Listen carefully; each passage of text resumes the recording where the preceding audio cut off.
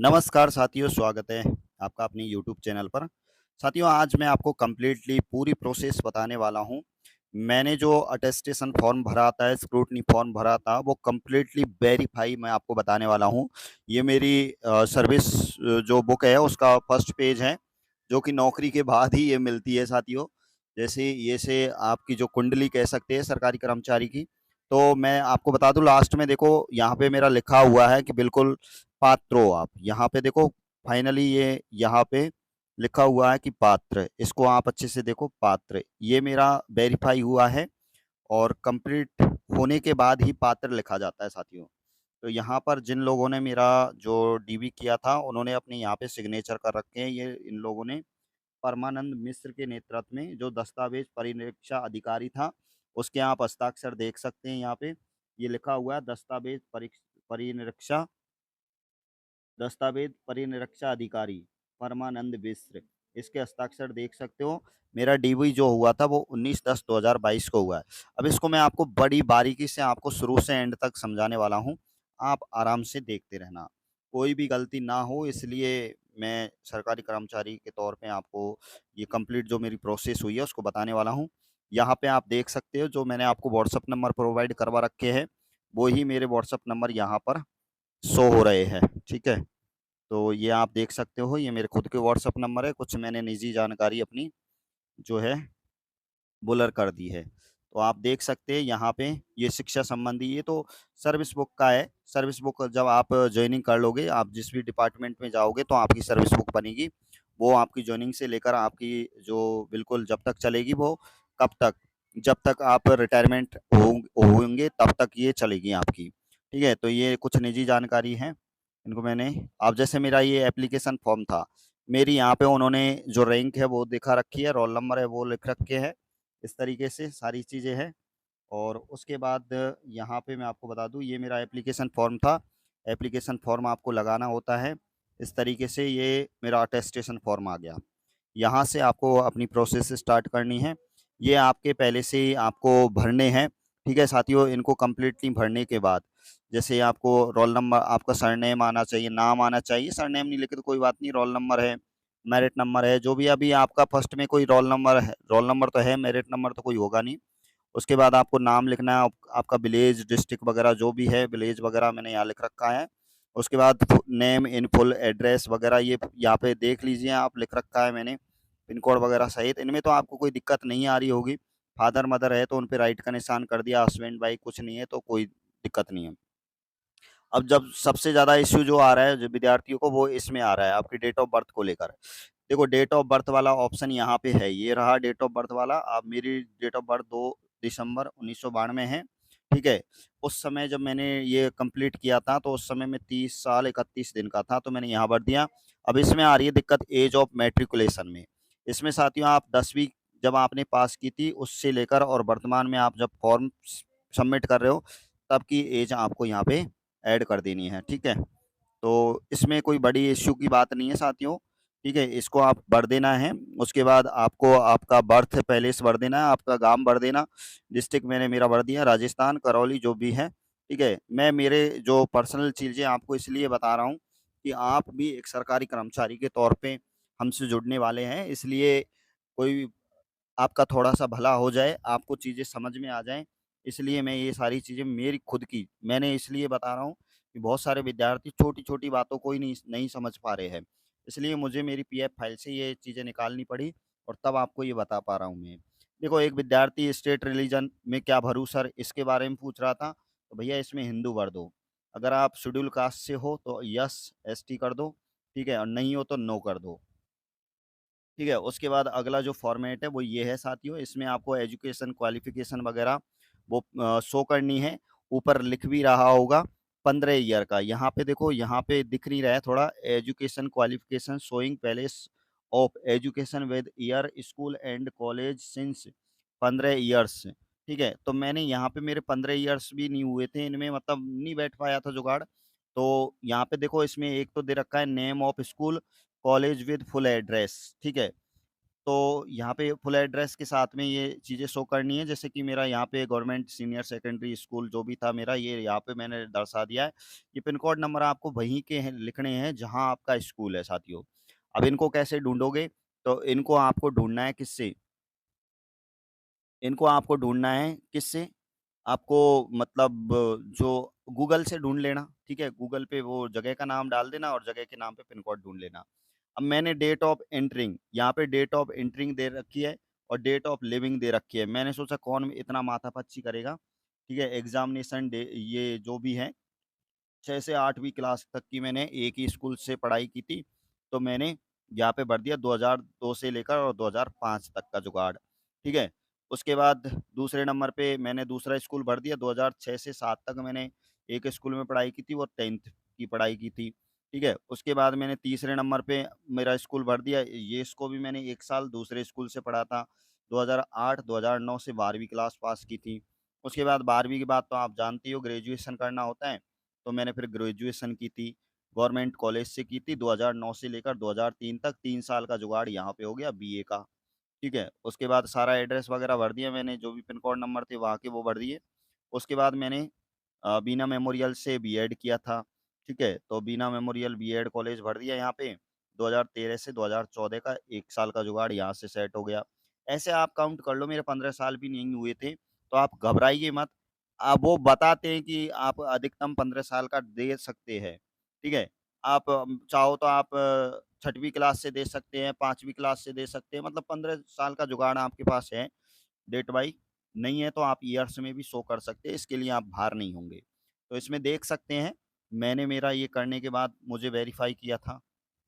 तो मैं खुद का बता रहा हूँ, मैं इसलिए खुद का इसीलिए बार-बार वीडियो के माध्यम से आपको बता रहा हूँ कि ये जो फ़ॉर्मेलिटीज़ है इनको आप कंप्लीट कर लो, इनसे आप बाहर नहीं होने वाले हैं, ठीक है? अब इसमें 2 लोगों का रेफ़रेंस पूछा है कि भई 2 लोग ऐसे आप शो करो जो आपको अच्छे से जानते हो, जो रेस्पॉन्सिबल हो, ठीक है? Responsible person of the locality to reference whom you are know जिनको आप जानते हो। जो भी आपके जानकार हो, गाँव के हो, उनको ही भर दो। मैंने मेरे गाँव के लोगों के 2 उनके नाम भर दिए मैंने। चाहो तो आप साइड में इनके मोबाइल नंबर भी लिख सकते हैं, कोई दिक्कत नहीं है। नीचे मैंने जो है यहाँ पे इसके नीचे जस्ट नीचे आता है साथियों, are certify for going information are correct complete आपकी यहाँ तक की जानकारी कंप्लीट है क्या? जो है यहाँ तक की जानकारी कंप्लीट करवाने के बाद आपको यहाँ पे सिग्नेचर करना होगा, डेट लिखना होगा और पैलेस लिखना होगा। पैलेस मैंने उस समय वहाँ मैं उदयपुर रहता था, तो मैंने उदयपुर का यहाँ पे पैलेस शो कर दिया है, ठीक है? तो आप कहीं से भी भर रहे हो, आप छोटी-मोटी कोई दिक्कत नहीं है ना?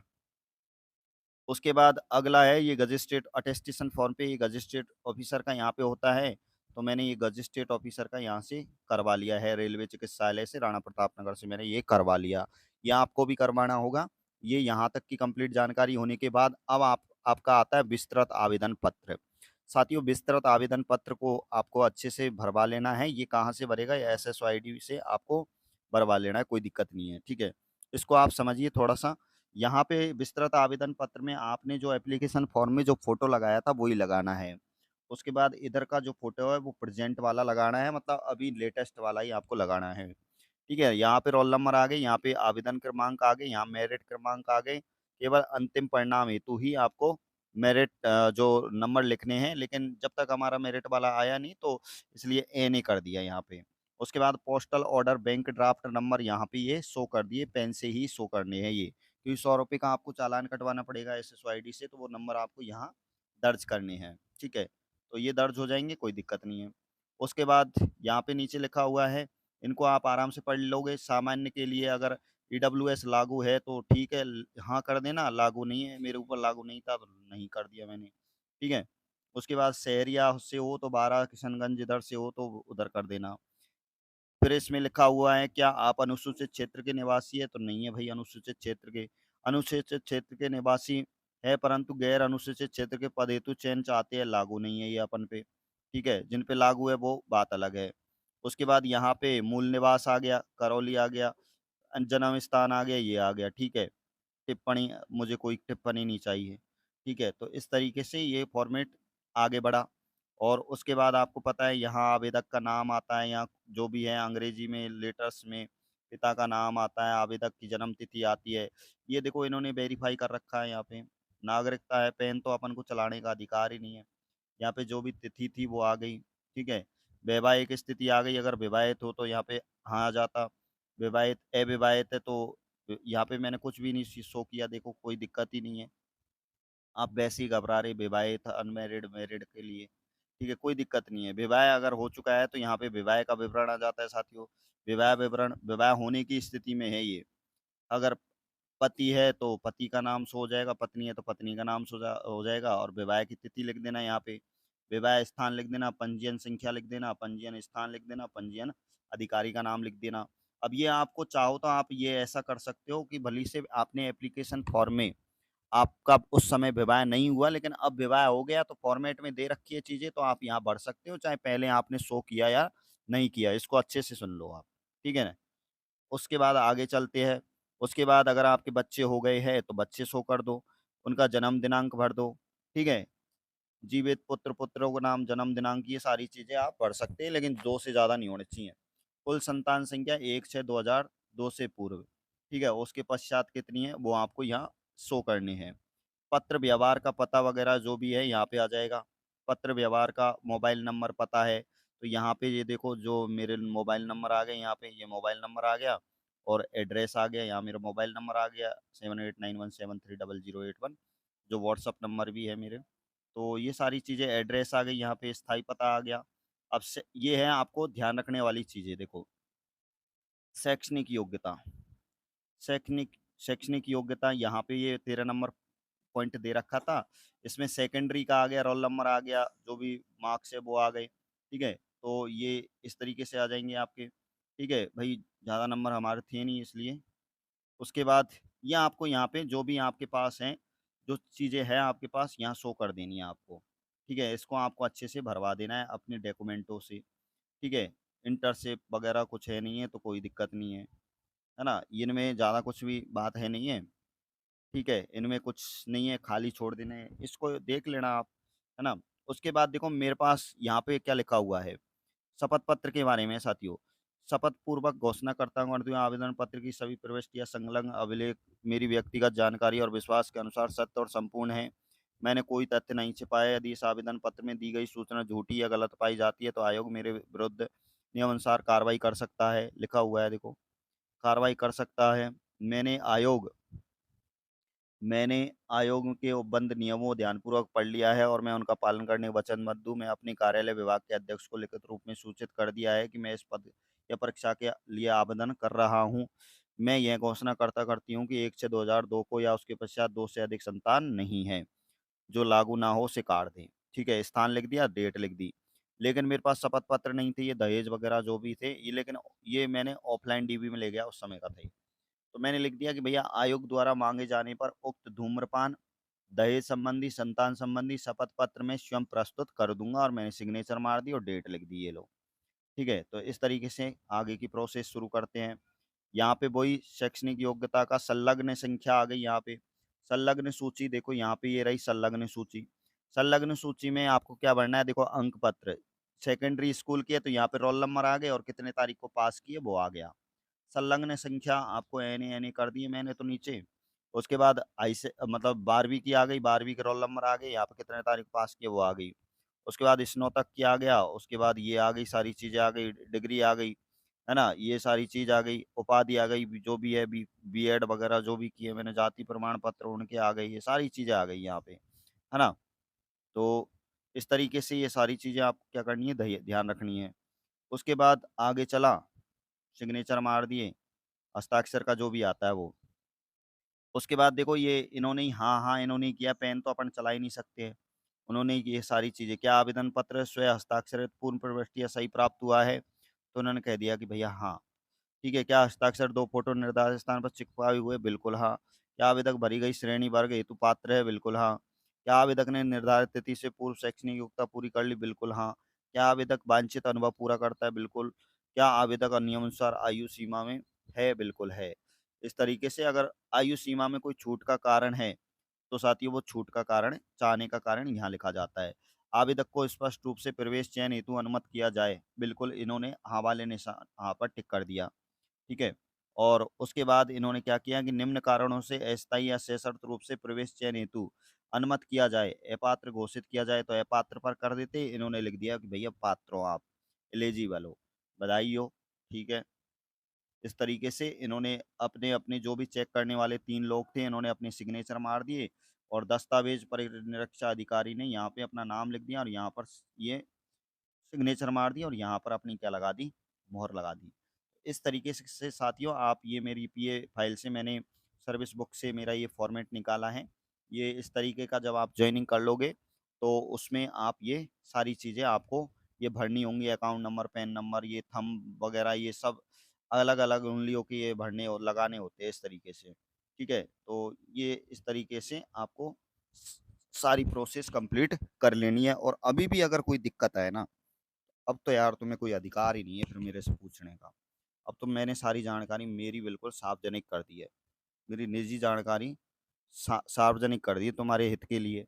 इससे ज़्यादा हित मैं तुम्हारा बिल्कुल नहीं कर सकता हूँ भई। ठीक है भई, और भी कोई बात हो फिर भी मुझे आप बता देना। आपका प्यारा साथी पीएस चौरवाल जीके। आप अपने यूट्यूब चैनल को ज़रूर सब्सक्राइब करें जिससे कि बराबर से आपकी हेल्प करता रहूँ। इतना तो आप कर ही सकते हो। जय हिंद, जय भारत।